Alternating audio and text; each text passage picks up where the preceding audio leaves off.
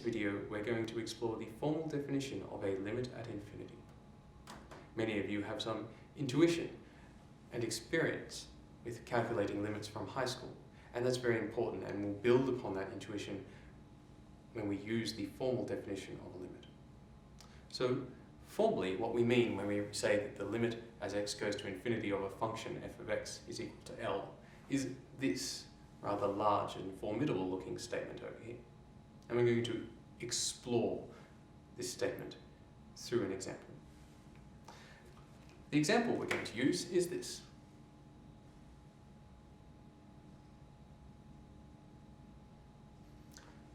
So, first of all, let's use our intuition to say what we think the limit should be.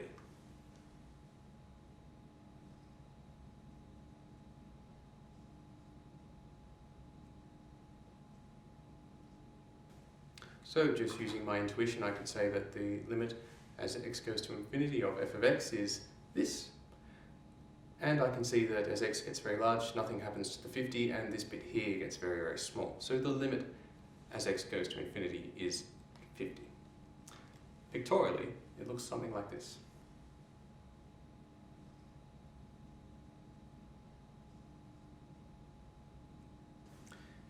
Here I have my x and y axes, and initially when x is equal to 0, my function f of x is at 0, and as x gets very, very large, the function approaches this horizontal asymptote of 50.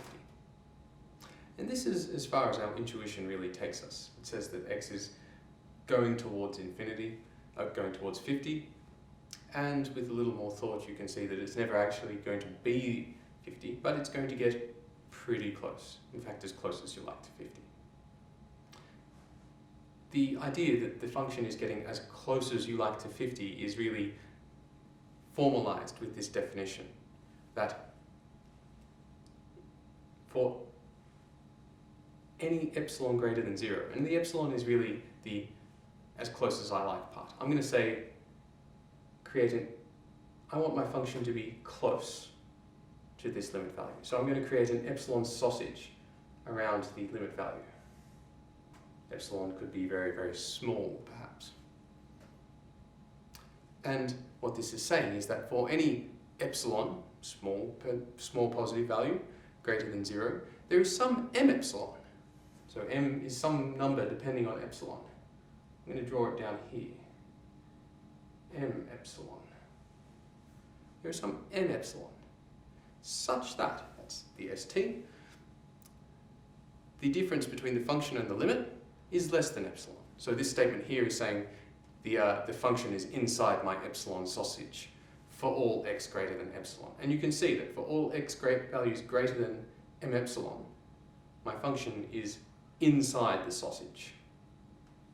And because this is true for all positive values of epsilon, I can shrink my sausage and thereby formalize this notion that the function is getting closer and closer to 50.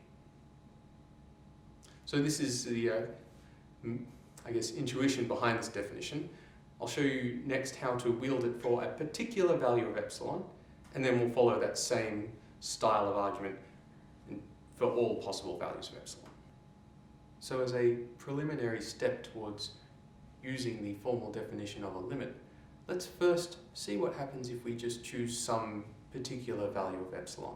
Say epsilon equals 1.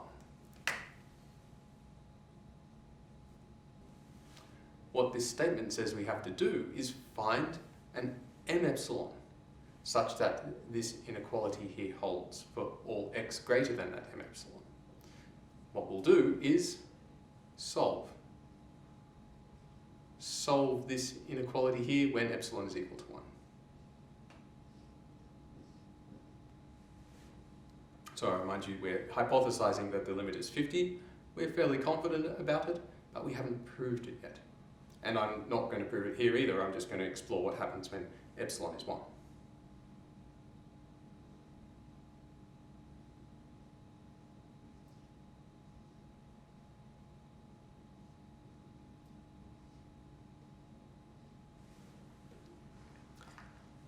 So, starting with this inequality over here, I just used the definition of f of x. then I use my absolute values to kill this negative symbol in here, and I took the 50 over there, and it's just some algebraic manipulation to turn this inequality here into an inequality about x. And I've discovered that for this to hold, I just need to choose my x to be bigger than 5 natural log 50. So this is what I will choose as my M1. Coming back to my formal definition now, for just epsilon equal to 1, there is some M1, which is this value here, such that f of x minus 50 is less than 1 for all x bigger than that M1. So that's showing it just for epsilon equals 1. We really need to show this for all positive values of epsilon, but the proof we do will be exactly like this. And now we're at the point where we're going to formally show that the limit of our function f of x is equal to 50.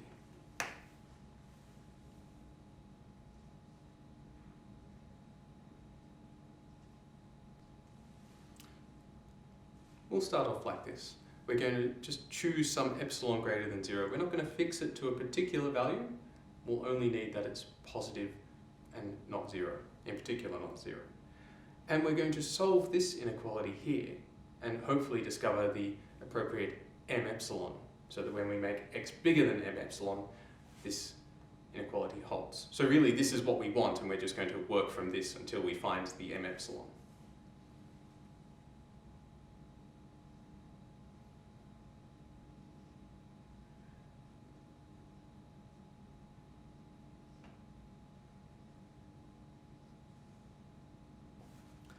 So after a bit of algebraic manipulation, I arrive at this inequality here, that x has to be bigger than 5 natural log of 50 on epsilon. So we can see it was actually quite important that epsilon was not 0 and not negative.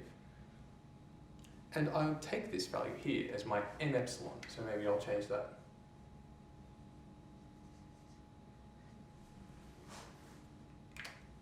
And now we've fulfilled the requirements of the formal definition of a limit. We've shown that for every epsilon value greater than 0, if I choose this value for m epsilon, then working backwards, f of x is within epsilon of its limit value. What this is really saying is that f of x is as close as you like to 50, which formalizes our notion that the limit of the function is 50.